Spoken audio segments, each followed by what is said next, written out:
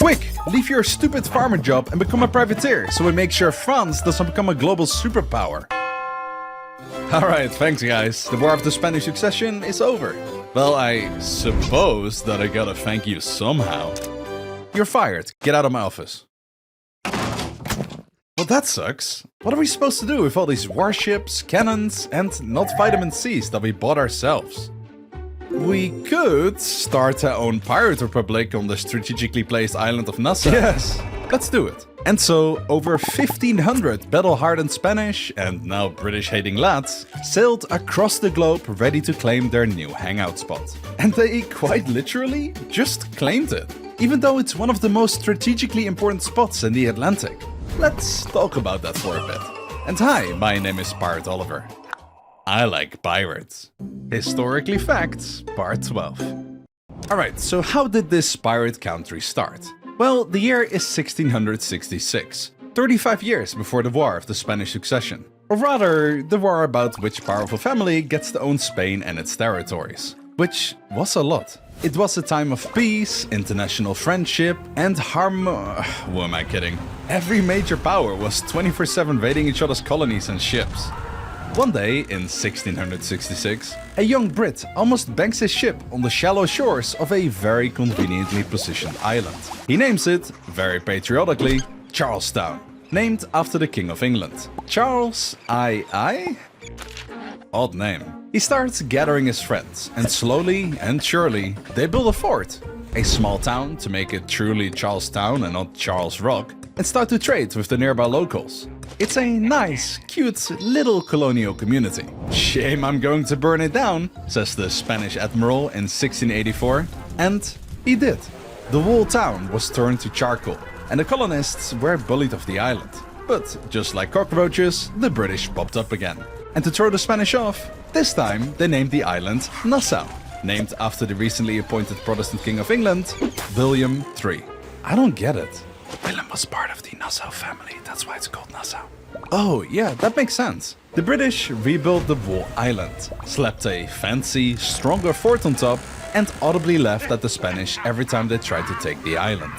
Fast forward to the 1700s, and we are now in the early stages of the War of the Spanish Succession. England is still laughing at Spain's attempt to reclaim the island, but then Big Bro jumps in to help Spain, and the island gets flattened a second time. This time, they made sure to spray French artifacts everywhere. You know, so those annoying Brits wouldn't return. With the whole island flattened again, it became abandoned. Technically, it was under British rule, but in practice, there was no government, no defense, and no law. Just a beautiful port, empty buildings, and broken walls. Yep, don't mind me, I'm just selling rum. Oh no. Run! Ever heard of Blackbeard? How about Jack Rackham? Hey, that's me! Maybe Charles Vane? All these pirate legends had their pirate careers from Nassau. Hell, even the most known pirate flag is from Nassau itself. But just like a crew needs a captain, Nassau needed a pirate governor. Meet, and I'm not making this name up, Benjamin HORNIgold. You couldn't get a more piratey name even if you tried. As a privateer turned pirate, he looked at the chaos that was unfolding on the island and said, "Alright, enough is enough. If we want this all to work out, we need to put some rules on the ground." He gathers the captains, tells them to put the swords down and to stop headbutting over whose pirate is actually cooler, and finally start building what will become the world's first accidentally democratic pirate commune. And the pirates? They listened. Effectively, HORNIgold forged himself into becoming the first president of the Pirate Republic. His first act as president was to enforce rules. For example, from now on, crews voted for their captains. No longer the loudest guy gets to automatically be the leader. Another big reform was that loot was now to be shared fairly. And most reforming of them all, if you lost, for example, a leg during battle, you got compensated for the work hazard. But HORNIgold, for all his pirateness, had one very weird quirk. He refused to attack English ships. Like, he would happily rob a Spanish galleon blind, torch a French sloop, and pants a Dutch merchant captain in broad daylight. But if you were flying the Union Jack, he would tip his hat and say, "Cheerio, mate." Which was a little awkward, considering the entire point of Nassau was just taking it to the British Empire. So, after ruling the pirate country for 3 years, the pirates voted for a different president. And he was succeeded by none other than his spooky bearded apprentice, Edward Teach, aka Blackbeard. Blackbeard wasn't interested in building a republic, he was building a brand. He lit fuses in his beard, strapped pistols across his chest, and draped himself in black like a pirate Batman. Okay, show off, you might think, but this whole brand building was actually genius. The stories of him and his crew became known all across the Atlantic. Everyone was afraid of the pirate maniac. Merchant ships surrendered the moment they saw his flag, practically donating the loot. Nassau flourished under Blackbeard's rule. The harbor filled with ships, markets popped up selling stolen cargo, bad rum, and maybe 1 or 2 cursed objects. Pirates of all flags poured into Nassau. British, Irish, American, Afro-Caribbean, even a few confused Scandinavians. Nassau had to become the Las Vegas of the Atlantic. No rules, no kings, and definitely no taxes.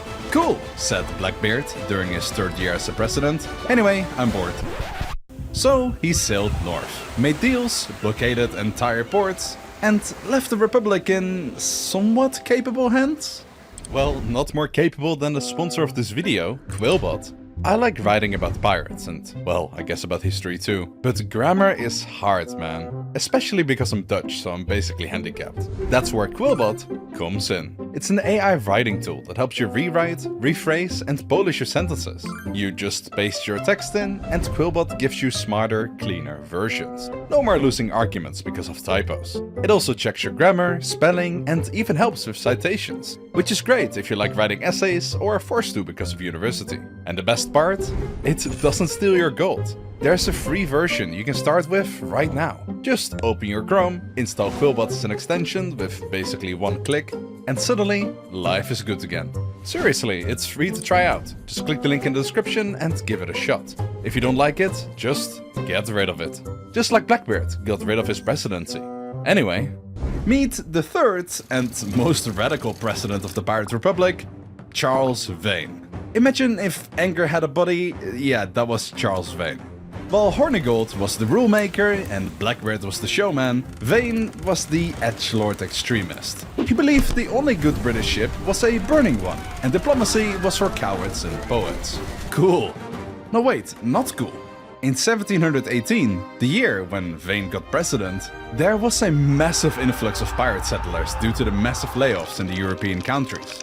Everyone went to Nassau, which the King of England, Willem III, started to notice due to literally every ship sailing towards America. Salutations! Yar, ya scallywag. Where are you sailing to? Cringe? How dare you address your king like... where are we sailing off to, matey? Haven't you heard? Nassau has become the place for all the privateers who got laid off. We're going to start our own pirate country, with blackjack and cookers. The king can stick it up his arse for having us fight all this time for his country, just to fire us the day after. Oh, I see. Alright, thank you.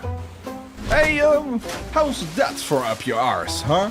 Now that the teacher knows about their cool hideout, the Nassau boys were getting a bit anxious. Sure, they can plunder a merchant ship or 2, but the royal army? That's not an easy fight. Worst yet, more and more warships started to appear on the horizon, and leading those ships was Woodes Rogers. But before we get to him, let's check in with our pirate president Charles Vane, who was, at this point, having a little moment. See, Charles wasn't much of a surrender guy, or a talking guy, or a not burning things guy. So when Woodes Rogers politely sailed into Nassau and asked, "Hey lads, maybe stop being criminals?" Vane responded by lighting his ship in the harbor on fire and sending it straight at him. Is this our plan? It wasn't, but Charles thought it was. But Charles thinks a lot of things, to be honest. One guy especially not loving the flaming ship as diplomacy approach was Charles's quartermaster, a guy named Jack Rackham. You might know him better as Calico Jack, named after his favorite fabric and least favorite survival instincts. Jack had been Vane's right-hand man for months now. He'd seen the screaming, he'd seen the fire, he'd seen the moment Charles tried to headbutt a seagull for looking at him wrong, and Jack, credit where it's due, had his concerns. Sure, Charles started out as a fiery, brutal pirate, inspiring others, and probably got to be president because of that. But recently, he was off. For example, a couple months prior, they were on this massive warship of theirs, and about to plunder a teeny-tiny French merchant ship, which they absolutely could have taken. Charles made the call to back off due to the risks of losing. That's not very captain-y-like. He also got his ass whooped by a lesser drunk, damaging his reputation yet again. And now finally, while a literal firing squad is on the horizon, ready to hang each and every pirate, instead of bargaining for the safety of the island's troublemakers, he basically declared war on them. New vote, new vote. And just like that, Charles Vane was out. And his extra flamboyant sidekick was in. Meet the fourth and final president of the Pirate Republic. And the pirates couldn't have chosen a better president. Jack was an insanely skilled war general. He was so good, in fact, that modern historians compare him to legends like Hannibal and Alexander the Great. Jack called the pirates together, set up a combat plan, and absolutely crushed Woodes Rogers and his fleet.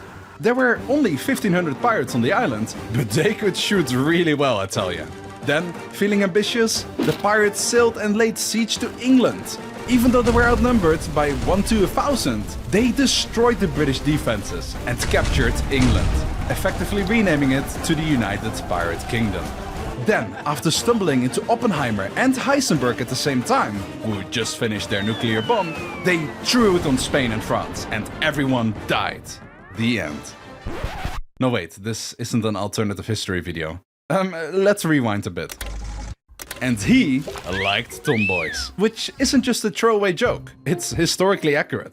See, Jack Rackham fell in love with Anne Bonny, who was a female pirate who, due to sexism on the work floor, disguised herself as a man. And later Jack also fell in love with Anne's bestie, Mary Red, who also disguised herself as a man.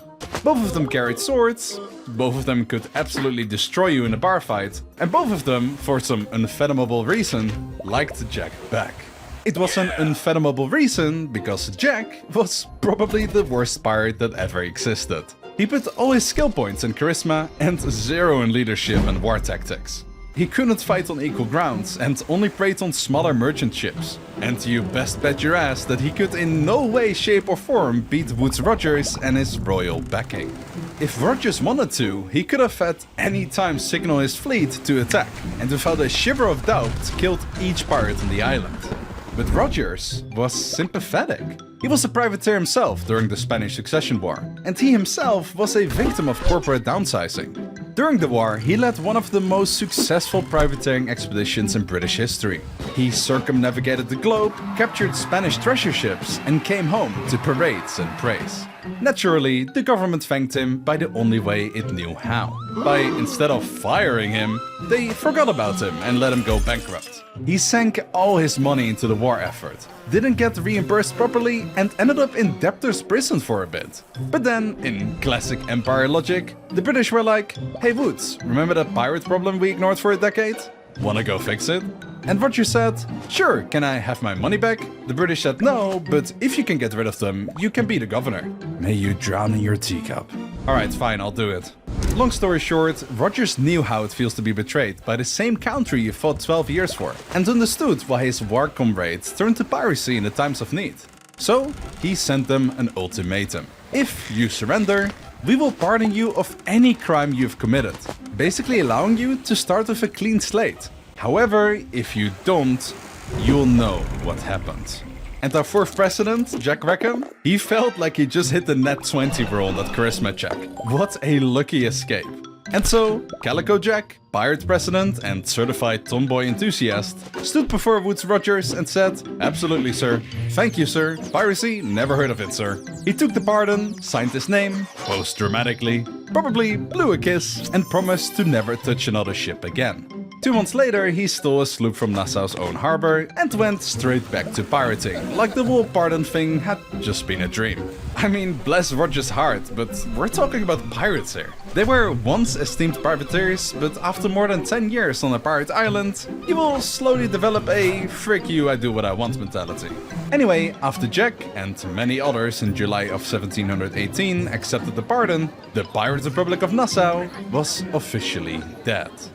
Playtime's over, lads. Go home to your wife and kids. We left for bloody 12 years. But now comes the fun part. What happened to our main characters? Did they all take the deal? Or did some, Charles Vane, flip them off and continue pirating? Well, let's go down the list, shall we? Charles Vane did not take the deal at all. In fact, when offered the king's pardon, he reportedly said, "I would rather die a pirate than live like a servant." Bold words for a man who would, shortly after, be abandoned by his own crew. Yep, after a series of bad calls and even worse luck, Vane lost his ship, lost his men, and got captured. He was shipped back to Jamaica, where the government gave him exactly what he asked for: death. They hanged him in 1721. He died as he lived, angrily. Blackbeard also did not take the pardon, but he played the game longer. He kept raiding ships of the Carolinas, made shady deals with corrupt governors, and even threw a retirement party for himself at one point. It didn't help. The British Navy eventually caught up with him. In 1718, he was ambushed and killed in a brutal battle. It reportedly took 5 bullets and over 20 sword wounds to bring him down. And then they chopped off his head and hung it from the bow of their ship. You know, for vibes. HORNIgold? Plot twist, he did take the pardon. Not only that, but he switched sides. HORNIgold went from pirate president to pirate hunter. He spent the last years of his life capturing his former friends and delivering them to the British. I guess karma took that somewhat personal, because not much later he died in a shipwreck in 1719. Yikes. Jack Rackham? We already know how that went. He got pardoned, then pirated again, and surprise surprise, then got captured. His execution wasn't exactly cinematic. He was caught drunk, tried by court, and hanged like an amateur. But let's talk about the real stars. Anne Bonny and Mary Red. They fought like hell when the British came. Legend says they were the only 2 crew members still on their feet when the ship was boarded. Jack was passed out drunk. They were furious. The girls were both captured and sentenced to hang, but both pleaded the belly, claimed to be pregnant. It worked for Anne and she got out scot-free, but not for Mary, who died in prison. Anne disappeared from the records. Some say she died shortly after, some say she lived a quiet life. Some say she disguised herself again and became a tree this time. Nassau was cleaned up, fortified, and turned into a proper colony under Woodes Rogers. The fort was rebuilt, the pirates were gone, and over time, the Republic faded into legend. I like pirates.